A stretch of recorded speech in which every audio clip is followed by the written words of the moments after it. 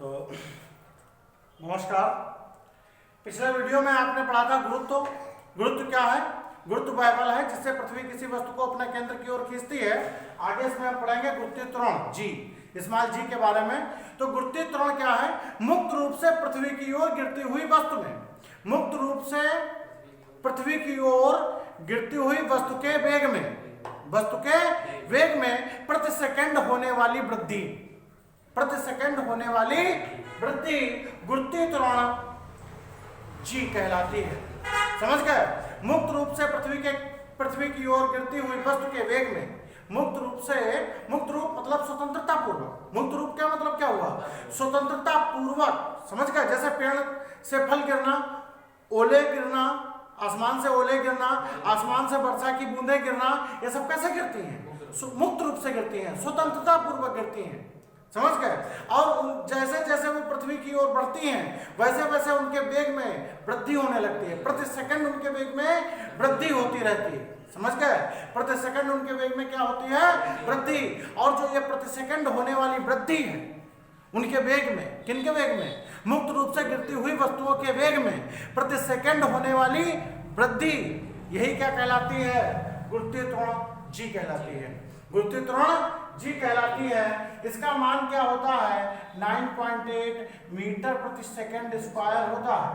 9.8 metre प्रति second square होता है, या 980 सेंटीमीटर प्रति सेकंड स्क्वायर होता है। सीजीएस में 980 सेंटीमीटर प्रति सेकंड स्क्वायर होता है। इसे स्मॉल जी से लिखते हैं, इसे स्मॉल जी से लिखते हैं। मात्रक इसका मीटर प्रति सेकंड स्क्वायर होता है एमकेएस में, एसआई प्रणाली में, और सीजीएस में सेंटीमीटर प्रति सेकंड स्क्वायर होता है। एमकेएस एसआई प्रणाली में इसका मान 9.8 मीटर प्रति सेकंड स्क्वायर होता है, और सीजीएस में 980 सेंटीमीटर प्रति सेकंड स्क्वायर होता है।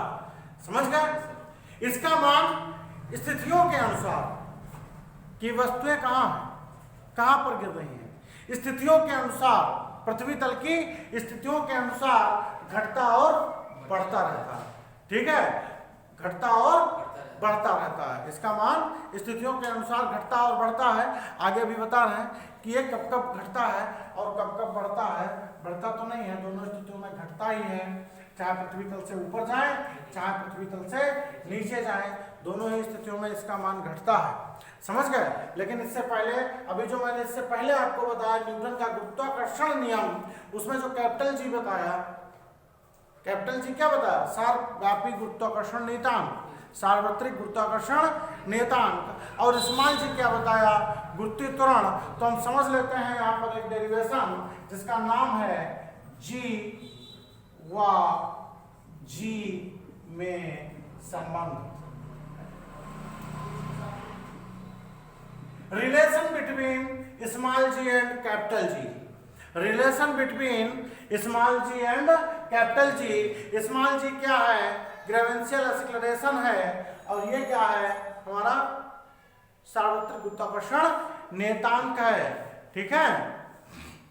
इन दोनों में संबंध क्या होता है? जब कोई वस्तु ऊपर से नीचे की ओर गिरती है तब न्यूटन के दूसरे नियम के अनुसार, न्यूटन के गति के दूसरे नियम से,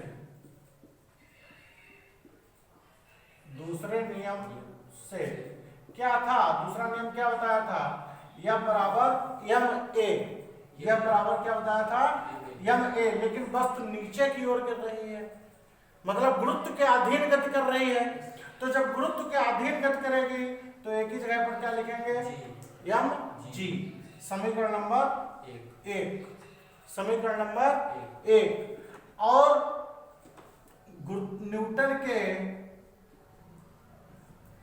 न्यूटन के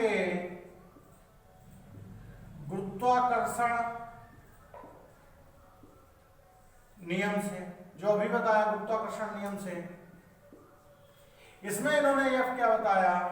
F equal to ji m1 m2 बटे r स्क्वायर, बटे r स्क्वायर। ये मान लिया पृथ्वी का द्रव्यमान है, थोड़ा बड़ा है, ये चंद्रमा का द्रव्यमान है, वो स्मॉल m है, इसको यम कर लेते हैं। कैपिटल एक एम बना लो, एक स्मॉल एम बना लो। तो तो GMM/r²। ये कौन सी समीकरण हो गई आपकी? 2 हो गई। समझ गए? अब देखिए ये भी बल है, गुरुत्व बल है वो। ये कौन सा बल है आपका? एक ये भी बल है और एक ये भी बल है, दोनों बल है। तो दोनों क्या होंगे? बराबर होंगे। तो समीकरण 1 बराबर समीकरण 2 ले लेंगे हम। क्या ले लेंगे? समीकरण 1 बराबर समीकरण 2। समीकरण 1 बराबर समीकरण नंबर 2 ले लेंगे।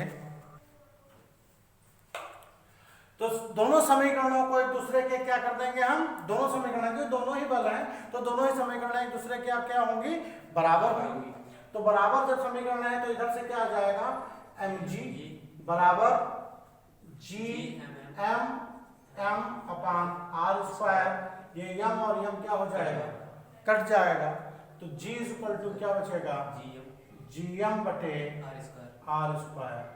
GM/r²। यही दोनों समीकरणों में दोनों g में संबंध हो जाता है। Small g equal to GM/r²। ठीक है, समझ गए? ये g और g में संबंध, समझ गए? आगे आता है गुरुत्वीय त्वरण स्मॉल g के मान में परिवर्तन। गुरुत्वीय त्वरण स्मॉल g के मान में परिवर्तन। तो ये वाला मेरे ख्याल से डेरिवेशन जो है g और g में संबंध आप समझ गए होंगे। ठीक है, तो इसके आगे बढ़ते हैं और आपको बताते हैं g के मान में, स्मॉल g के मान में परिवर्तन क्या होता है। g के मान में परिवर्तन क्या होता है देख लेंगे।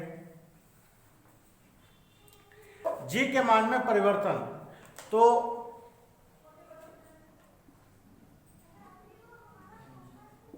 g के मान में परिवर्तन, इसके परिवर्तन कौन कौन से होते हैं और कहां कहां पर होते हैं यह आपको बताएंगे। तो सबसे पहला ये आता है कि पृथ्वी तल पर, पृथ्वी तल की बात करते हैं, पृथ्वी तल पर बताइए, पृथ्वी तल पर g का मान कहां? भूमध्य रेखा पर सबसे कम तथा ध्रुवों पर सबसे अधिक होता है। पृथ्वी तल पर g का मान भूमध्य रेखा पर सबसे कम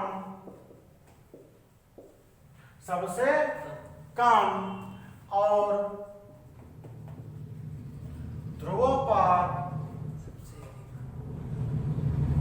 सबसे अधिक होता है।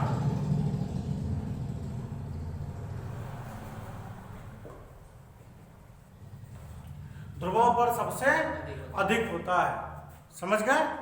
पृथ्वी तल पर g का मान भूमध्य रेखा पर सबसे कम और ध्रुवों पर सबसे अधिक होता है। क्यों? ठीक है, ध्रुवों पर सबसे अधिक होता है। ये क्यों? ये ध्रुवों थोड़ा ऐसे ध्रुवों पर सबसे अधिक होता है, ऐसा क्यों होता है?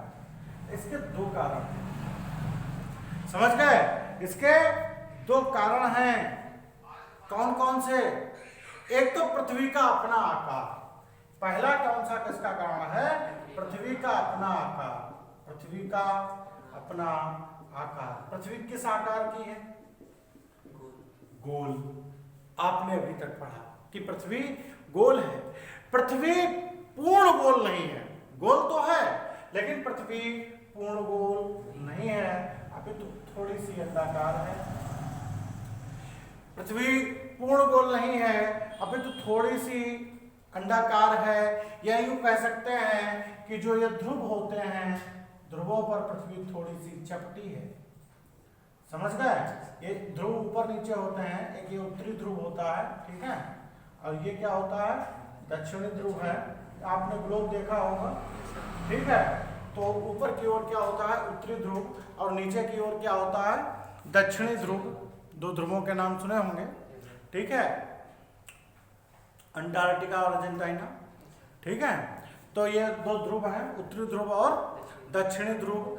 तो ध्रुवों पर ये पृथ्वी क्या है, पूर्ण गोल नहीं है, अभी तो कुछ चपटी है, अभी तो कुछ चपटी है। चपटी क्यों है? पृथ्वी अपने ध्रुवों पर कुछ चपटी है, क्यों चपटी है पता है? बोलो। पृथ्वी देखिए, पृथ्वी क्या थी, पृथ्वी बहुत करोड़ों साल पहले पृथ्वी की जो ऊपरी सतह थी,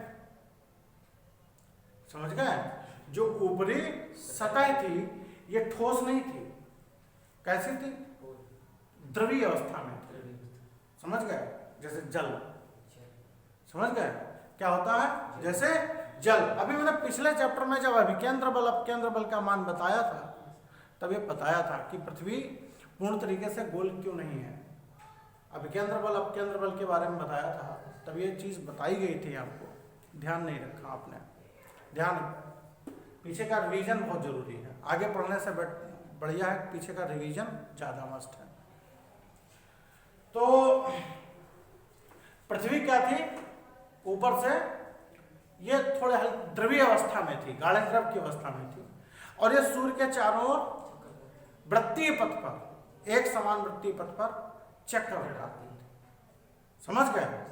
तो यहां पर जो ध्रुवों पर है अपकेंद्र बल का मान थोड़ा कम था, क्योंकि ये पूरे पृथ्वी के प्रत्येक कण का जो वेग था वो एक समान नहीं था, प्रत्येक कण का वेग क्या था, एक समान नहीं था, समझ गए। इसका आकार बहुत बड़ा है, तो इसलिए इसके प्रत्येक कण का जो वेग था वो एक समान नहीं था।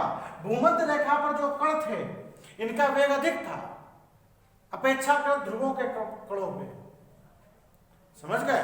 जब ये सूर्य का चक्कर लगा रही थी, सूर्य का चक्कर लगाने के साथ पृथ्वी की दो टाइप से गति होती है, एक कौन सी होती है, रिवोल्यूशन, एक होती है रोटेशन। तो रोटेशन का मतलब हो गया सूर्य के चारों तरफ का चक्कर लगाना, रिवोल्यूशन हो गया अपनी धुरी पर परिक्रमण करना। पृथ्वी दो प्रकार से गति करती है, समझ गए। एक तो सूर्य के चारों ओर भी चक्कर लगाती है अपनी, और अपनी धुरी पर भी घूमती है, मतलब ऐसे भी घूमती है और आगे भी ऐसे भी घूमती है, समझ गए। मतलब रोटेशन करना, सूर्य के चारों ओर का चक्कर लगाना प्लस अपनी धुरी पर भी घूमना, समझ गए। दो टाइप से गति होती है, रोटेशन एंड रिवोल्यूशन। तो रोटेशन की तो अलग बात, रिवोल्यूशन को आप समझिए, जो पृथ्वी की अपनी घूर्णन गति थी, अपने धुरी पर जो गति कर रही थी, वहां पर देखा गया कि जो पृथ्वी की ऊपरी सतह मैंने क्या बताई अभी कैसी थी, द्रवीय अवस्था में थी। तो इसका जो भूमध्य रेखा पर जो कण थे उनके अंदर वो क्या थे, अधिक तेज गतिमान थे, तो उनको पर्याप्त अभिकेंद्र बल मिल रहा था अपेक्षाकृत ध्रुवों के, समझ गए। इसीलिए ध्रुवों पर अपकेंद्र बल के कारण पृथ्वी कुछ कैसी रह गई, चपटी रह गई, समझ गए। पृथ्वी कैसी हो गई, चपटी हो गई।